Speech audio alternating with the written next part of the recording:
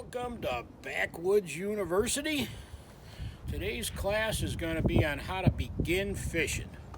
We're going to cover the health benefits of fishing. We're going to cover basic tackle techniques, where to go fishing, and everything else that you need to know to go fishing this spring or summer and catch fish. I mean, that's the most important part. And so even though it's the middle of winter, let's go inside the university and begin our studies on how to start fishing. I mentioned earlier about the health benefits of fishing. And, we all have a lot of stress in our lives. Times are stressful, and we're all looking at ways that we can reduce stress and relax and catch our breath in today's busy world. And I can't think of a better way to do that than to go fishing. The first step in your journey to learn how to fish and to go fishing this year is to get a fishing license. Most states, in fact, I think almost all states, require a fishing license once you reach a certain age. They're not difficult to purchase. Most states have it that you can purchase them online, in person at something like a town hall, or at a lot of retail stores. They're not difficult to buy. You don't have to take a course, to the best of my knowledge, to obtain a fishing license. You do, however, have to be familiar with the conservation laws where you live, and most states have, when you get your fishing license, have a little book full of regulations, and these regulations are meant to protect our resources. Also, when you buy a fishing or a hunting license, that money goes back into conservation efforts. Unlike other sports, fishermen and hunters contribute back financially by participating in their sport. So, first thing you need to do, make sure if you need a fishing license, to get one, and it's not hard. Just spend a few bucks and get the license. Now, before we even get started talking about fishing poles and reels and tackle and techniques, you need a location to go fishing. I mean, you need a place to go fishing. Now, that could be a small pond, a small lake, shore fishing, stream fishing. There's a lot of public access to fishing spots. And if you stop by maybe your local tackle shop or talk to others, maybe they can point you in the right direction. You can find some pretty decent fishing spots in some pretty unlikely places, such as some of these public parks and stuff like that. I've caught some beautiful, beautiful fish in little ponds, in little parks right next to the baseball diamond. So you don't have to go out to a remote wilderness location to catch fish. There's plenty of opportunities, whether you live in the city, the suburbs, or the country. The next item that we're going to talk about is a fishing pole and reel. Now, you don't need to spend a ton of money on a fishing pole and reel. For just general inland fishing, get yourself what they call a medium action rod. That's the medium action or light or a heavier pole. It refers to the bend in the rod, to put it simply. And there's two types of reels that I think a beginner should look at. One is a spinning reel, which is what you see right here.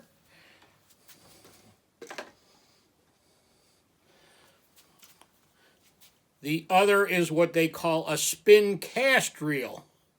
Now, a spin cast reel is very simple to use. There's a button on it. Sometimes they call them push button, and you hold the pole like so. Of course, your line's coming out here. There's a button on the back. You push that button, you cast out, and when you're casting out, you release the button, and that lets the line go out through the eyelets of the rod and out into hopefully where you want it to go. Then once your line has landed in the water, you give the reel a crank, and now it's good to go. Now, a spinning reel and rod, here's an example of one. This one, like I say, you don't have to spend a lot of money. This one has caught several fish for me. I bought it at a garage sale for $5. It's an older Mitchell 300 reel, and I don't even know if it has a make on it, the rod. But like I said, you don't have to spend a lot of money, whether it's a used, inexpensive garage sale rod and reel or a very expensive high-end rod and reel. Both will catch fish. Now, a spinning reel is held like such, and there's what they call a bail on there. And you open the bail, you put your finger on the line, you cast out, you release your finger as you're casting out, the line goes out, just like it did with the spin cast reel, only this is what they call an open face.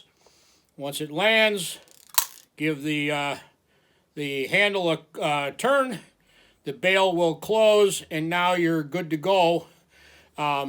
It's held like so, as opposed to a spin cast reel, which is held like this. And reels, and there's nothing more frustrating. Now remember, you're going out there to fish to relax, than going out there and having trouble with your reel. The line's getting tangled. It's got kinks and knots in it, and you land a big fish or you catch a big fish and it breaks. So do not use old fishing line.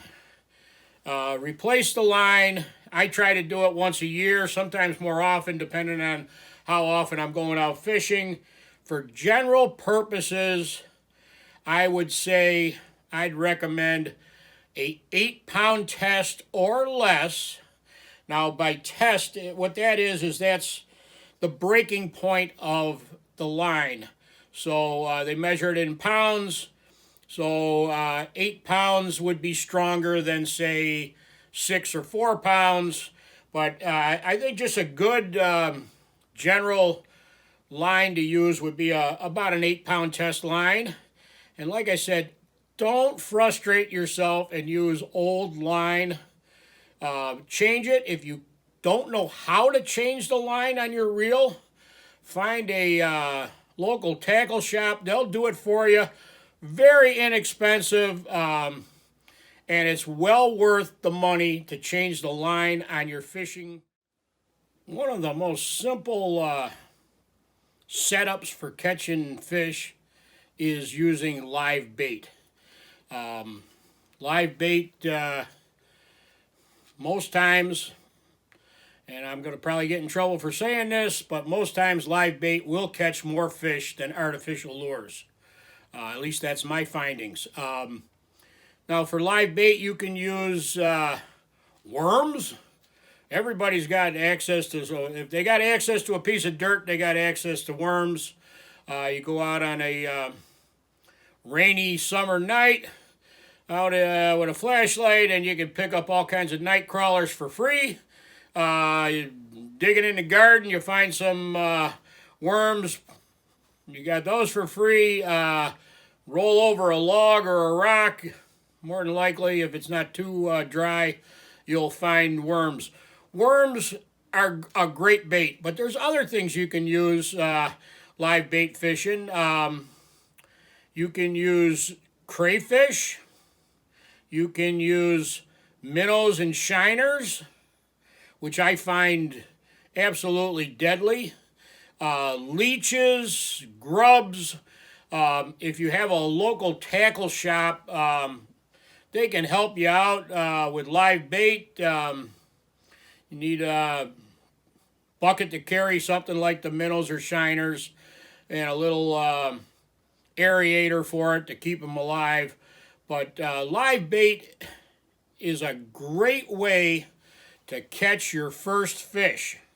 And some guys keep fishing with live bait their whole lives, myself included.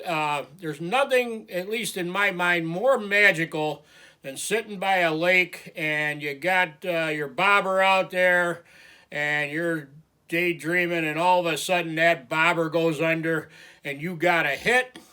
Now, it's almost magical. And until you've experienced it, I'd have a hard time putting it in words, but live bait fishing. Now, when I refer to bobbers, all they are is a float.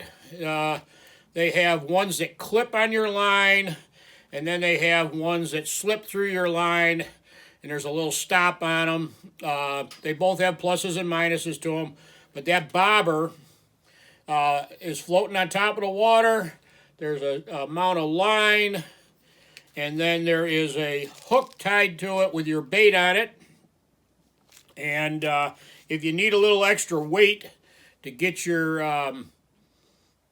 line out to where you want it, something like these little split shots, which are a little BB size weight that crimps to your line. That would be between the bobber and the hook, and that'll get you out there a little more. So bobbers and a hook, great method to catch fish.